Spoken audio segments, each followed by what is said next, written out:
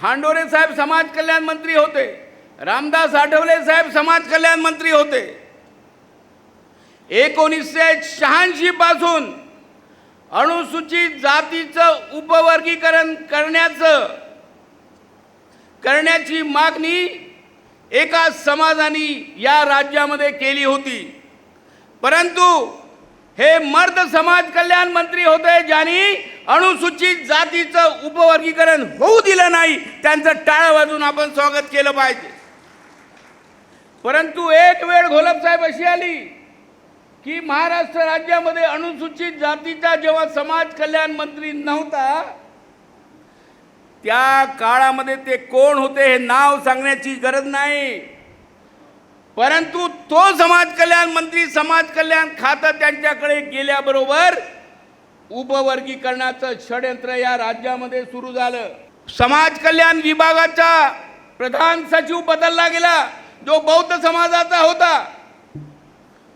अनुसूचित जो समाज कल्याण विभागाचा संचालक होता जो बौद्ध समाजाचा होता तो बदलला गेला। बार्टीचा संचालक जो आहे तो अनुसूचित जातीचा बौद्ध समाजाचा होता तो बदलला गेला।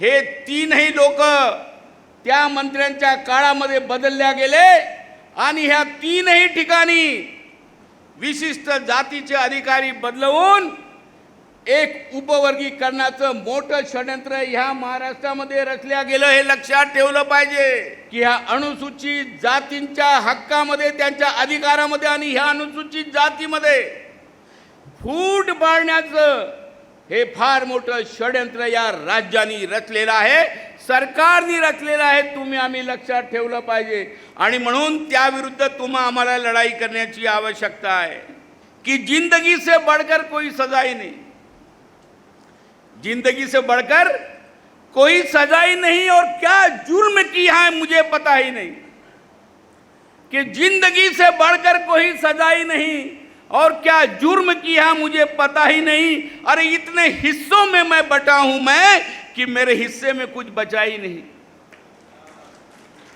या उपवर्गीकरणाच्या विरुद्ध सर्व अनुसूचित जातीचा आवाज बुलंद केलेला आहे आणि जर या राज्यामध्ये उपवर्गीकरण झालं नाही तर लक्षात ठेवा इतिहासामध्ये चर्मकार समाज, बौद्ध समाज याची नोंद होईल आणि येणाऱ्या आमच्या पिढ्या आहेत त्या म्हणतील की आमचे बाप लढाऊ होते म्हणून आमच्यामध्ये फूट पडली नाही। आज आम्हाला जे आरक्षण मिळते ते आमच्या बापामुळे मिळते। बाबासाहेबांनी जेव्हा महाडचं आंदोलन केलं 1927 ला, तेव्हा दामोदर वालंकर, शिवराज जाधव हे चर्मकार समाजाचे नेते होते। ह्या चर्मकार समाजाच्या नेत्यांनी हजारो चर्मकारांचा जत्था या महाडच्या आंदोलनामध्ये बाबासाहेबांच्या पाठीमागे उभा केला होता। काळाराम मंदिराचा सत्याग्रह 5 वर्ष चालला तेव्हा बापूसाहेब राजभोज यांच्या नेतृत्वात चर्मकार समाजाची एक मोठी फौज जी आहे ती काळाराम मंदिराच्या सत्याग्रहामध्ये बाबासाहेबांसोबत होती। महाडच्या लढ्यात, नाशिकच्या लढ्यात माझे चर्मकार बांधव रक्त सांडायला तयार होते। हा समाज स्वाभिमानी आहे बाबासाहेब म्हणतात, हा समाज लढवय्या आहे। या समाजाच्या सहकार्याशिवाय ही दलित चळवळ उभी राहिलीच नसती। हे बाबासाहेबांचं वाक्य आहे, तुम्ही आम्ही लक्षात ठेवलं पाहिजे। 29 पैकी 10 आमदार आहेत। हे 10 आमदार काय आहेत? कारण 13% आहेत म्हणून आहेत। उद्या तर आम्हाला आमच्या लोकसंख्येप्रमाणे 1.6% मिळाले। महाराष्ट्र राज्यामध्ये 2च आमदार आहेत, हे लक्षात ठेवा। आणि म्हणून आम्ही सगळे संघटित आहोत।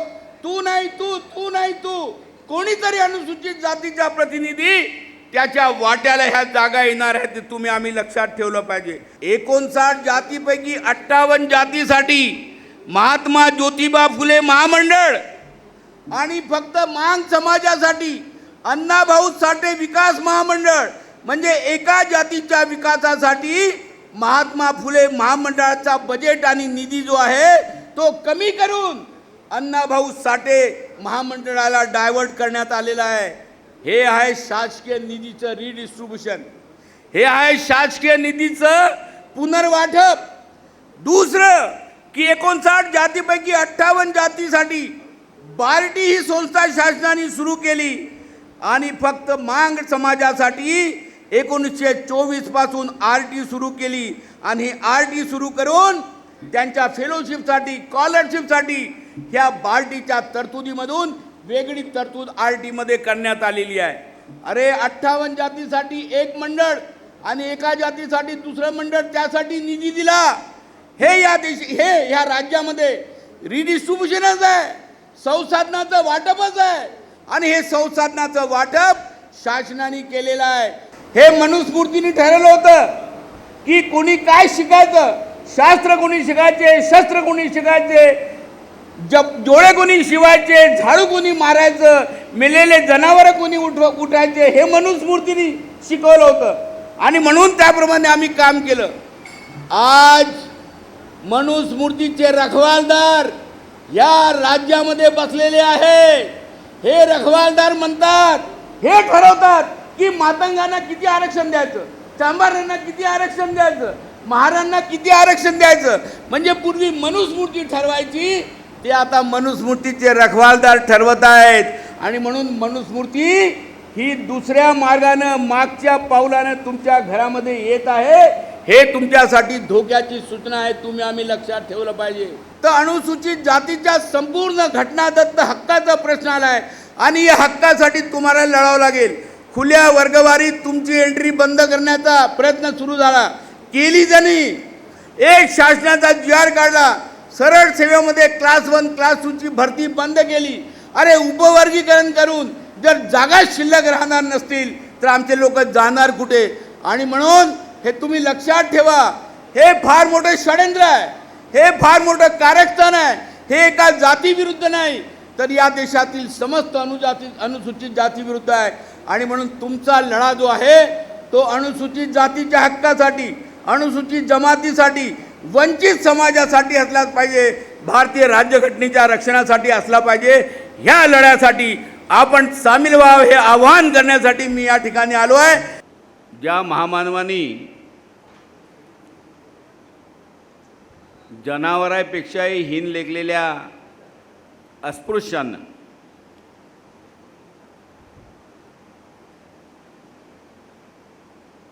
माणूस म्हणून त्याचे हक्क मिळवून दिले, ते महामानव परमपूज्य डॉक्टर बाबासाहेब आंबेडकर, अण्णाभाऊ साठे, संत रविदास, महात्मा ज्योतिराव फुले, सिद्धार्थ गौतम बुद्ध या महामानवाच्या स्मृतीला मी या ठिकाणी अभिवादन करतो आहे. आज या ठिकाणी राष्ट्रीय चर्मकार महासंघाच्या वतीनं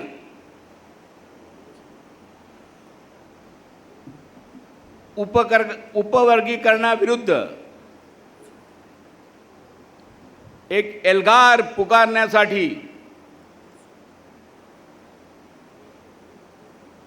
ही परिषद आयोजित करण्यात आलेली आहे. हा जो परिसंवाद या ठिकाणी आयोजित करण्यात आला आणि माझं प्रमुख वक्ते म्हणून जेव्हा या ठिकाणी नाव आलं तेव्हा फेसबुकवर अनेक प्रतिक्रिया आल्या. बोरकरजी, अशा प्रतिक्रिया आल्या की भाषण करून काय होतं, भाषण करून काय होतं, रस्त्यावर उतरलं पाहिजे. मी त्याला उत्तर असं दिलं होतं की अगोदर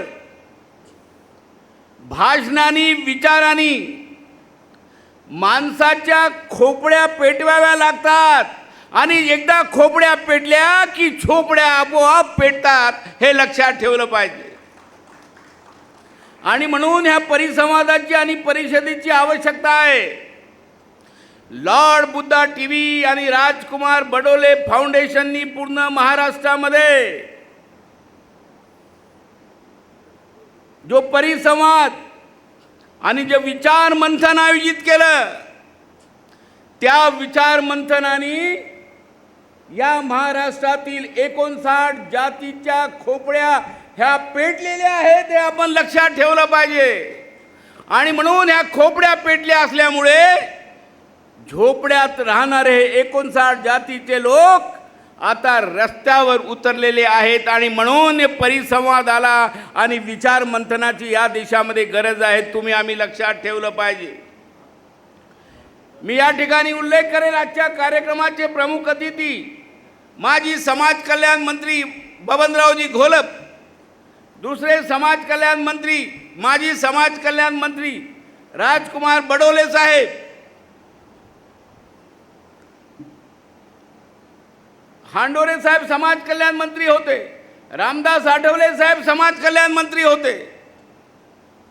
1986 पासून अनुसूचित जातीचं उपवर्गीकरण करण्याची मागणी एका समाजाने या राज्यामध्ये केली होती, परंतु हे मर्द समाज कल्याण मंत्री होते ज्यांनी अनुसूचित जातीचं उपवर्गीकरण होऊ दिलं नाही. त्यांचं टाळं वाजून आपण स्वागत केलं पाहिजे. परंतु एक वेळ घोलप साहेब अशी आली की महाराष्ट्र राज्यामध्ये अनुसूचित जातीचा जेव्हा समाज कल्याण मंत्री नव्हता, त्या काळामध्ये ते कोण होते हे नाव सांगण्याची गरज नाही, परंतु तो समाज कल्याण मंत्री समाज कल्याण खातं त्यांच्याकडे गेल्याबरोबर उपवर्गीकरणाचं षड्यंत्र या राज्यामध्ये सुरू झालं. समाज कल्याण विभागाचा प्रधान सचिव बदलला गेला जो बौद्ध समाजाचा होता.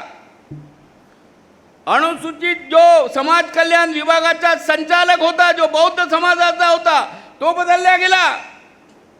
बार्टीचा संचालक जो आहे तो अनुसूचित जातीचा बौद्ध समाजाचा होता तो बदलला गेला.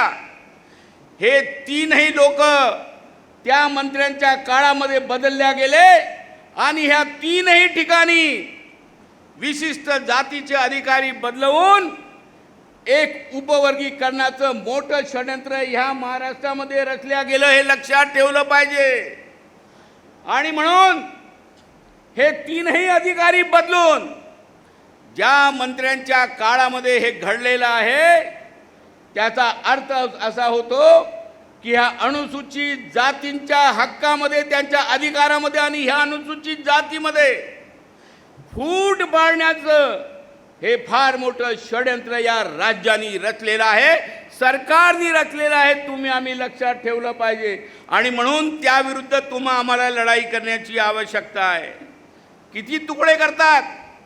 एक शायर ऐसा म्हणतो कि जिंदगी से बढ़कर कोई सजा ही नहीं, जिंदगी से बढ़कर कोई सजा ही नहीं, और क्या जुर्म किया है मुझे पता ही नहीं. कि जिंदगी से बढ़कर कोई सजा ही नहीं और क्या जुर्म किया मुझे पता ही नहीं. अरे इतने हिस्सों में मैं बटा हूं मैं कि मेरे हिस्से में कुछ बचा ही नहीं. अशा प्रकारचं उपवर्गीकरण करून राहिले की भारतीय राज्यघटनेने जे मला हक्क दिलेत त्यामध्ये अशा पद्धतीने तुकडे करण्याचा प्रयत्न होतो आहे की माझ्या वाट्याला इथे काही येऊ नये अशा पद्धतीचं षड्यंत्र सुरू आहे.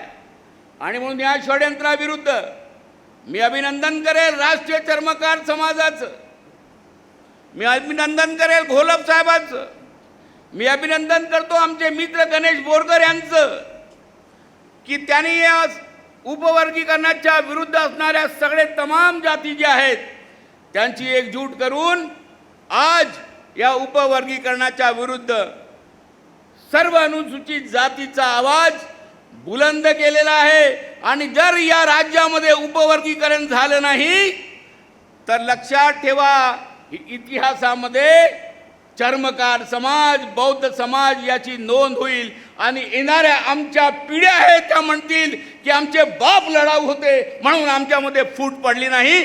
आज आम्हाला जे आरक्षण मिळते ते आमच्या बापामुळे मिळते. आणि म्हणून आज तुम्ही लक्षात ठेवलं पाहिजे की मी गणेश बोरकर यांचं अभिनंदन करतो की तुम्ही ह्या सगळ्या समूहाला एकत्र आणण्याचा प्रयत्न केला. लॉर्ड बुद्धा टीव्हीच्या वतीनं वेगवेगळ्या ठिकाणी आम्ही कार्यक्रम आयोजित करून मातंग समाजाच्या नेत्यांना बोलण्याचा प्रयत्न केला, त्यांना समजवण्याचा प्रयत्न केला की बाबा रे हे फार धोकादायक आहे, तुम्ही समजून घ्या, हे षड्यंत्र समजून घ्या. परंतु शेवटी कोणीही या ठिकाणी हे समजून घेतलं नाही, तुम्ही आम्ही या ठिकाणी लक्षात ठेवलं पाहिजे.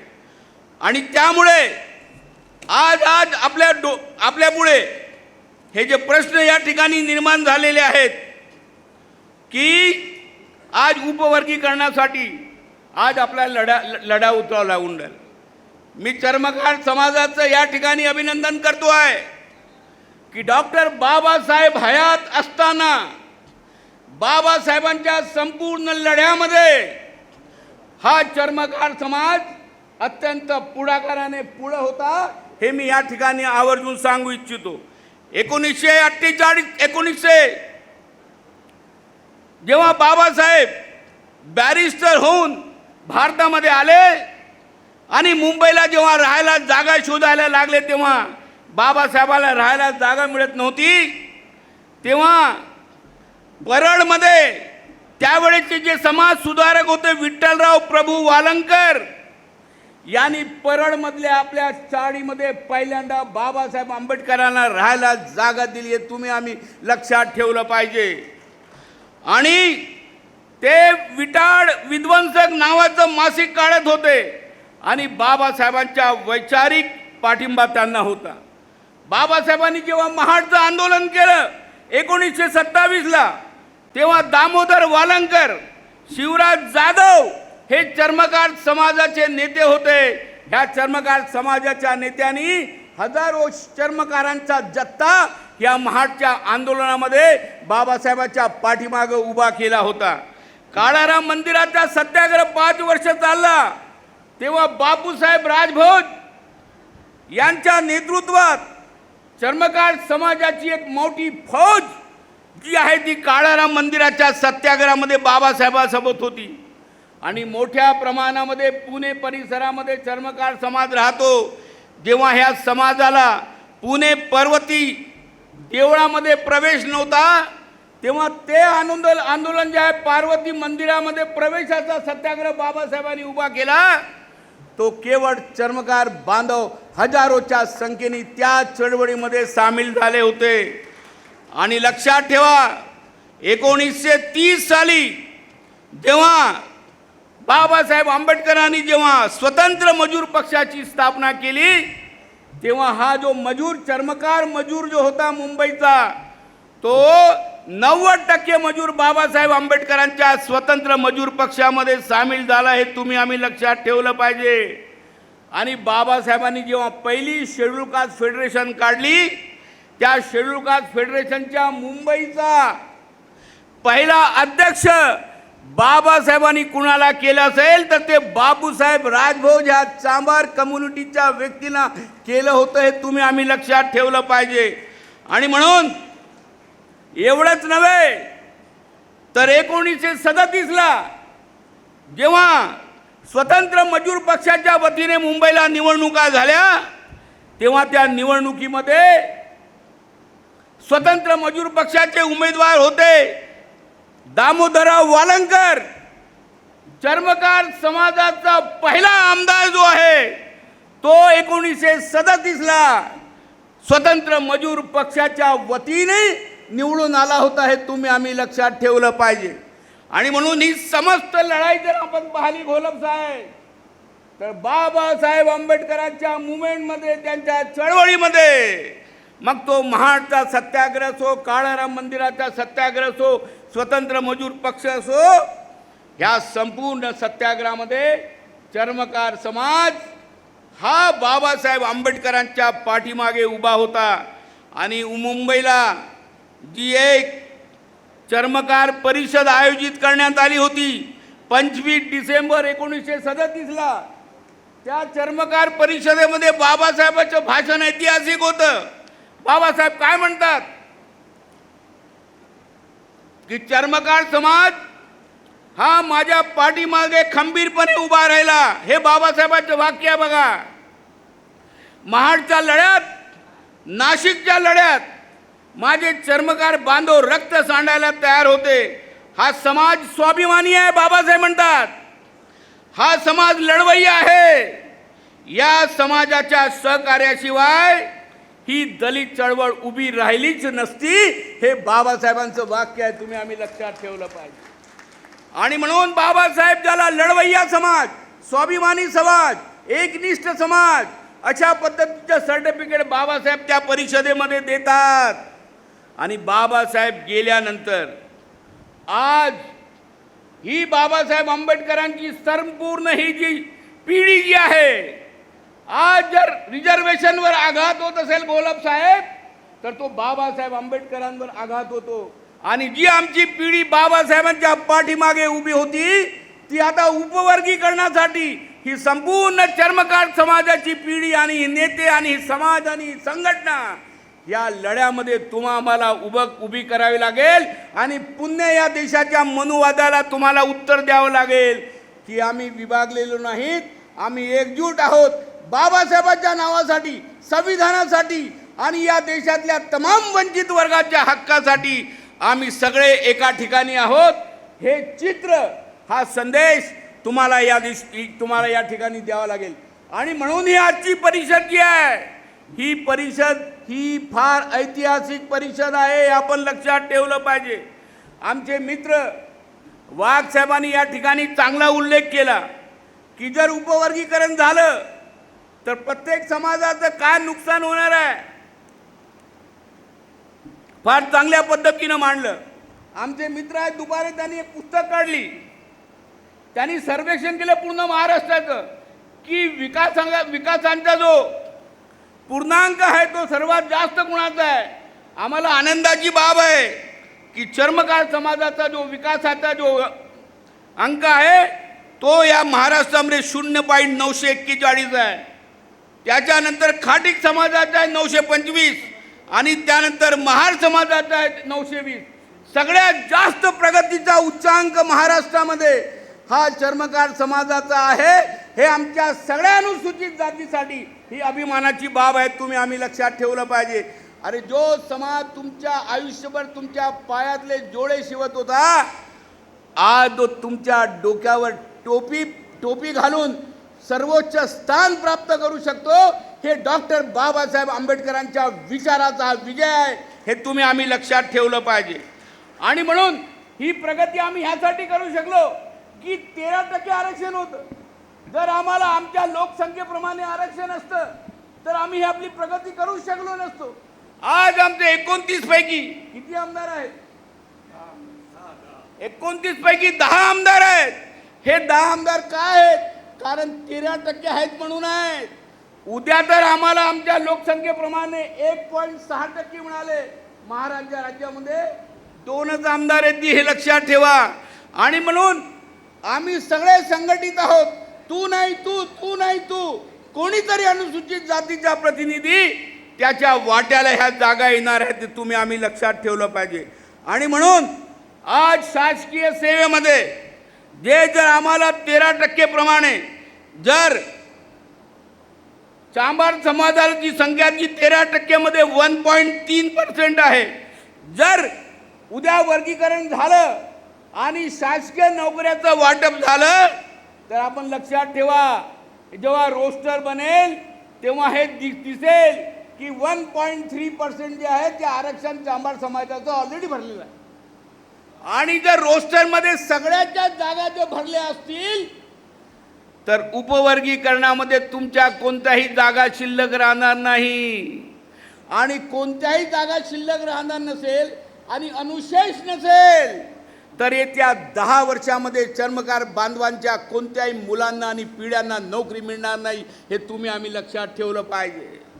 आणि म्हणून तुमच्या आमच्या पिढ्यांना जर उद्या नोकरी पाहिजे असेल तर जोपर्यंत हे 13% आरक्षण जिवंत राहत नाही तोपर्यंत ते आपल्याला ते पुढे मिळू शकत नाही, हे तुम्ही आम्ही लक्षात ठेवलं पाहिजे. आणि म्हणून हा जो आघात जो सुरू आहे तो यासाठी सुरू आहे की जो मायनॉरिटीचा समाज आहे अनुसूचित जातीमध्ये, त्या सगळ्या समाजाला कशा पद्धतीने संपवता येईल अशा पद्धतीचा या ठिकाणी डाव या ठिकाणी सुरू आहे. मी फक्त जाताना एवढाच मुद्दा या ठिकाणी मांडेल, 2 मुद्दे मांडून मी माझं भाषण संपवणार आहे की मातंग समाज जो आहे तो उपवर्गीकरणाच्या समर्थनार्थ फक्त 2 मुद्दे मांडतो आहे. हे दोन मुद्दे आपल्याला खोडून काढले पाहिजे. दोनच मुद्दे मांडतोय. कोणते दोन मुद्दे मांडतोय तो? पहिला मुद्दा हा मांडतोय की जे संसाधनं आहेत त्याचा समान वाटा मिळाला नाही, संसाधनाचं इक्वल डिस्ट्रीब्युशन झालं नाही, ते मिळालं पाहिजे. हा एक मुद्दा ते मांडतात. आणि दुसरा मुद्दा ते ह्या मांडतात की अनुसूचित जातीचा जो खालचा मागास वर्ग आहे त्याला न्याय मिळाला नाही. मी या ठिकाणी सांगू इच्छितो, जे संसाधनाचं रिडिस्ट्रीब्युशन म्हणतात, मातंग समाजाचा मागासलेपणा दूर करण्यासाठी 1908 साली लहू साळवे आयोग गठीत झाला होता. आणि या लहू साळवे आयोगाने ज्या शिफारशी केल्या होत्या त्यापैकी 68 शिफारशी ज्या आहेत त्या 2011ला मंजूर करण्यात आल्या होत्या. आणि त्या शिफारशीनुसार मातंग समाजाला इथल्या राज्याच्या बजेटमध्ये स्पेशल योजना करून, राज्याच्या बजेटमध्ये स्पेशल प्रोव्हिजन करून ह्या 68 शिफारशी शासनाने मान्य केल्या होत्या. म्हणजे जे डिस्ट्रीब्युशन आहे शासकीय निधीचं, शासकीय योजनांचं, हे ऑलरेडी 2011 पासून एका विशिष्ट जातीसाठी शासनाने ऑलरेडी केलेलं आहे. आम्ही लक्षात ठेवलं पाहिजे.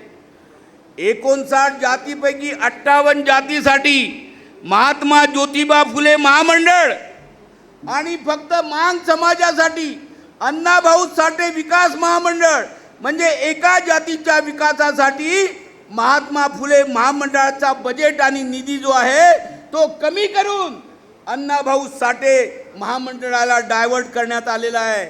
हे आहे शासकीय निधीचं रिडिस्ट्रीब्युशन, हे आहे शासकीय निधीचं पुनर्वाटप. दुसरं की 59 जातीपैकी 58 जातीसाठी बार्टी ही संस्था शासनाने सुरू केली आणि फक्त मांग समाजासाठी 1924 पासून RT सुरू केली. आणि RT सुरू करून त्यांच्या फेलोशिपसाठी, स्कॉलरशिपसाठी ह्या बार्टीच्या तरतुदीमधून वेगळी तरतूद RT मध्ये करण्यात आलेली आहे. अरे 58 जातीसाठी एक मंडळ आणि एका जातीसाठी दुसरं मंडळ, त्यासाठी निधी दिला.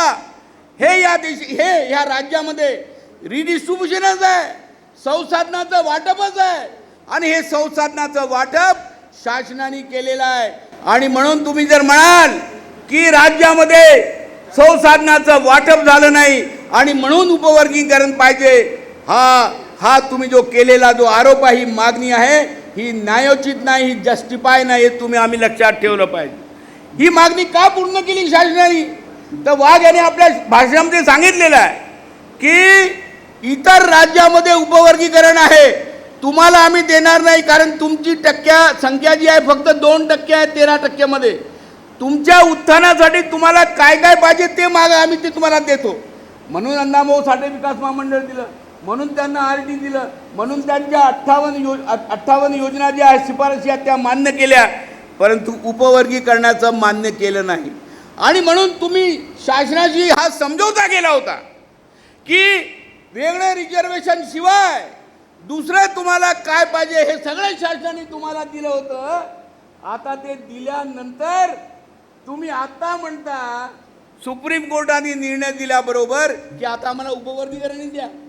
अरे तुमच्या विकासासाठी आणि उत्थानासाठी जेव्हा शासनाने हे सगळ्या अगोदर दिलेलं होतं आणि आज जर तुम्ही या पद्धतीनं जर मागणी करत असाल तर हे लक्षात ठेवा, तुम्ही या देशामध्ये शासनाची दिशाभूल करत आहात, तुम्ही अनुसूचित जातीची दिशाभूल करत आहात आणि अनुसूचित जातीचा जो हक्क आहे त्या हक्काची या देशामध्ये तुम्ही पायमल्ली करत आहात. जाताना फक्त एक शेवटचा मुद्दा मांडून मी माझं भाषण या ठिकाणी संपवणार आहे. मित्रांनो, ही लढाई एका जाती विरुद्ध दुसऱ्या जातीची नाही आहे. ही लढाई केवळ उपवर्गीकरणाच्या विरुद्ध नाही आहे. तर हे लक्षात ठेवा, या देशातील समस्त अनुसूचित जाती आणि अनुसूचित जमातीचे जे हक्क आहेत ते हक्क नेस्तनाबूत करण्याचं एक षडयंत्र या देशामध्ये सुरू आहे. हे मनुस्मृतीने ठरवलं होतं की कोणी काय शिकायचं, शास्त्र कोणी शिकायचे, शस्त्र कोणी शिकायचे, डोळे कोणी शिवायचे, झाडू कोणी मारायचं, मेलेले जनावर कोणी उठायचे, हे मनुस्मृतीने शिकवलं होतं आणि म्हणून त्याप्रमाणे आम्ही काम केलं. आज मनुस्मृतीचे रखवालदार या राज्यामध्ये बसलेले आहे. हे रखवालदार म्हणतात, हे ठरवतात की मातंगांना किती आरक्षण द्यायचं, चांभारांना किती आरक्षण द्यायचं, महारांना किती आरक्षण द्यायचं. म्हणजे पूर्वी मनुस्मृती ठरवायची, ते आता मनुस्मृतीचे रखवालदार ठरवत आहेत. आणि म्हणून मनुस्मृती ही दुसऱ्या मार्गानं, मागच्या पावलानं तुमच्या घरामध्ये येत आहे. हे तुमच्यासाठी धोक्याची सूचना आहे, तुम्ही आम्ही लक्षात ठेवलं पाहिजे. आणि म्हणून हे दुसऱ्या प्रतिक्रांतीची सुरुवात आहे. उपवर्गीकरण म्हणजे हे दुसऱ्या प्रतिक्रांतीची सुरुवात आहे. आणि म्हणून तुमचे संवैधानिक हक्क आहेत, त्यासाठी तुम्हाला रस्त्यावर उतरावं लागेल. 3 संवैधानिक हक्क घोलप साहेब 3 वैधानिक हक्क जे आहेत ते भारतीय राज्यघटनेने आम्हाला दिले होते. पहिला संरक्षण, दुसरं शिक्षण, तिसरं आरक्षण आणि चौथं दिलं सामाजिक आणि आर्थिक विकास. हे 4 हक्क भारतीय राज्यघटनेने दिले आहेत. हे 4ही हक्क जे आहेत हे हिसकावून घेण्याचा प्रयत्न सुरू आहे. आणि म्हणून एका जातीची लढाई नाही आहे, ह्या तुमच्या समस्त हक्काची लढाई आहे. हे तुम्ही लक्षात ठेवलं पाहिजे. संरक्षण कसं दिलं तर अस्पृश्यता आणि भेदभावावर प्रतिबंध घालण्यासाठी बाबासाहेबांनी संविधानामध्ये तरतूद केली आणि ॲट्रॉसिटी ॲक्ट सुरू केला. ह्या ॲट्रॉसिटी ॲक्टचा दर, शिक्षेचा दर किती आहे? फक्त 11% आहे. 5 मिनिट, फक्त 11% आहे. याचा अर्थ की या देशामध्ये 89% लोक जे आहे ॲट्रॉसिटी करून मुक्त होतात, निर्दोष सुटतात. हे लक्षात ठेवलं पाहिजे. एक राज्य स्तरावर अनुसूचित जाती ॲट्रॉसिटी कमिटी बनवण्यात आली आहे. त्याचे अध्यक्ष मुख्यमंत्री असतात. हे 2018 पासून या समितीची एकही बैठक झाली नाही. महाराष्ट्र राज्यामध्ये एकही बैठक झाली नाही आढावा घेण्यासाठी की किती ॲट्रॉसिटी होते. हे झालं ह्या देशाच्या संरक्षणाचं, आपल्या संरक्षणाचं. दुसरं आहे शिक्षण, की जिथे आरक्षण, शिष्यवृत्ती मिळते असे शासकीय अभियांत्रिकी महाविद्यालय, मेडिकल कॉलेज हे मागील 20 वर्षापासून राज्यामध्ये सुरू करण्यात आले नाही. आणि जे महाविद्यालय आहेत ते कसे बंद होतील याचा प्रयत्न सुरू आहे. भूमी अभिमत विद्यापीठाला मान्यता दिली जाते. 2011 पासून तर 2023 पर्यंत या अभिमत विद्यापीठामध्ये अनुसूचित जाती आणि जमातीच्या विद्यार्थ्यांना स्कॉलरशिप दिली जात नव्हती.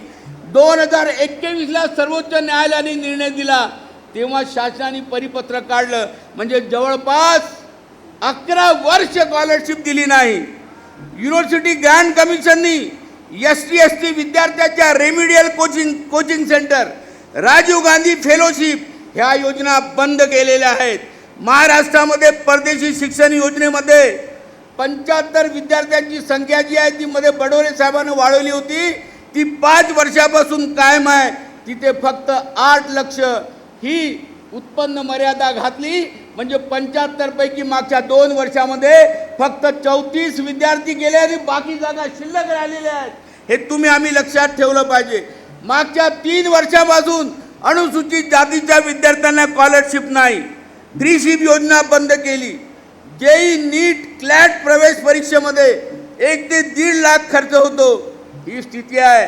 एवढंच नव्हे तर IIT, NIT मध्ये 2 लाखापेक्षा जास्त शुल्क ठरवलं जातं. आणि जे अनुसूचित जातीचे विद्यार्थी बाहेर राज्यामध्ये IIT मध्ये आणि मेडिकल कॉलेजमध्ये, एम्समध्ये ॲडमिशन घेतात त्यांना राज्य सरकार स्कॉलरशिप देते. जर बाहेर म्हणजे महाराष्ट्रामध्ये ॲडमिशन मिळाली तर स्कॉलरशिप मिळते, परंतु जे विद्यार्थी मुलं IIT आणि मेडिकल कॉलेजमध्ये दुसऱ्या राज्यात जातात त्यांना पूर्वी स्कॉलरशिप मिळायची, ती स्कॉलरशिप या ठिकाणी बंद करण्यात आलेली आहे. आणि म्हणून हे शिक्षण जे आहे ते तुमच्या हातातून हिसकवण्याचा प्रयत्न सुरू आहे. तुमचे हे 2 वेपन्स आहेत राज्यघटनेने दिलेले, शिक्षण आणि आरक्षण. हे शिक्षण तुमच्या हातातून हिसकलं आहे. आणि म्हणून एक शायर म्हणतो की आंधिया गम की आएंगी तो सवर जाऊंगा. आंधियां गम की आएंगी तो सवर जाऊंगा, अरे मैं दरिया हूं समंदर में समा जाऊंगा, अरे मुझे सूली पे चढ़ाने की जरूरत क्या है, मेरे हाथ से कलम छीन लो मैं मर जाऊंगा. आणि म्हणून तुमच्या हातात ही जी कलम आहे, हा तुमचा जीव आहे, हा तुमचा प्राण आहे हे त्यांना माहीत आहे. आणि म्हणून ती कलम तुमच्या हातातून हिसकवण्याचं षडयंत्र सुरू आहे. आणि म्हणून या षडयंत्राविरुद्ध आवाज उठवा लागेल. आणि चौथा जो मुद्दा आहे मी मांडून माझं भाषण संपवणार आहे की सामाजिक व आर्थिक विकास. ह्या अनुसूचित जाती जमातीच्या सामाजिक आणि आर्थिक विकासासाठी 6व्या पंचवार्षिक योजनेमध्ये लोकसंख्येच्या प्रमाणामध्ये बजेटमध्ये तरतूद करा असा कायदा करण्यात आला. आणि शेड्यूल कास्टसाठी स्पेशल कंपोनंट प्लॅन तयार करण्यात आला. परंतु आम्ही काय बघतोय की महाराष्ट्रामध्ये लोकसंख्येप्रमाणे 32,772 कोटी तरतूद ही अर्थसंकल्पात करायला पाहिजे. ती केवळ 23,150 कोटी म्हणजे जवळपास 10 कोटी रुपये जे आहेत ते शासनाने कुठे लपवलेले आहेत हा मुद्दा आहे. आणि म्हणून 60,000 खर्चित निधी जो आहे तो अद्यापही कॅरी फॉरवर्ड केलेला जात नाही. असे अनेक मुद्दे आहेत. सांगायचा मुद्दा असा आहे की घटनादत्त तुमचं जे काही संपूर्ण आरक्षण आहे, शिक्षण आहे, संरक्षण आहे, सामाजिक आणि आर्थिक योजना आहेत त्या संपूर्ण नेस्तनाबूत करण्याचा प्रयत्न आहे. आणि म्हणून केवळ एका जातीच्या आरक्षणाचा मुद्दा नाही आहे, तर अनुसूचित जातीच्या संपूर्ण घटनादत्त हक्काचा प्रश्न आला आहे. आणि या हक्कासाठी तुम्हाला लढावं लागेल. खुल्या वर्गवारीत तुमची एंट्री बंद करण्याचा प्रयत्न सुरू झाला, केली त्यांनी. एक शासनाचा GR काढला, सरळ सेवेमध्ये क्लास 1 क्लास 2ची भरती बंद केली. अरे उपवर्गीकरण करून जर जागा शिल्लक राहणार नसतील तर आमचे लोक जाणार कुठे. आणि म्हणून हे तुम्ही लक्षात ठेवा, हे फार मोठे षडयंत्र आहे, हे फार मोठं कारस्थान आहे. हे एका जातीविरुद्ध नाही तर या देशातील समस्त अनुसूचित जातीविरुद्ध आहे. आणि म्हणून तुमचा लढा जो आहे तो अनुसूचित जातीच्या हक्कासाठी, अनुसूचित जमातीसाठी, वंचित समाजासाठी असलाच पाहिजे, भारतीय राज्यघटनेच्या रक्षणासाठी असला पाहिजे. ह्या लढ्यासाठी आपण सामील व्हावं हे आवाहन करण्यासाठी मी या ठिकाणी आलो आहे. जाताना फक्त एवढंच म्हणतो की हम उसी को रहबले काबिल समझते हैं जो हस्ती को सफ़र और कब्र को मंजिल समझते हैं. वो दोस्तों पर मुझे नाज है कि मजबूत समाजी ढांचों में जहाँ जुल्म न पाले जाएंगे, न हाथ काटे जाएंगे, न सरकार चलाई जाएंगी, जेलों के बिना दुनिया की सरकार चलाई जाएंगी, वो सुबह कभी तो आएंगी, वो सुबह कभी तो आएंगी. जय भीम, जय रविदास, जय महाराष्ट्र. आप देख रहे हैं लॉर्ड बुद्धा टीवी.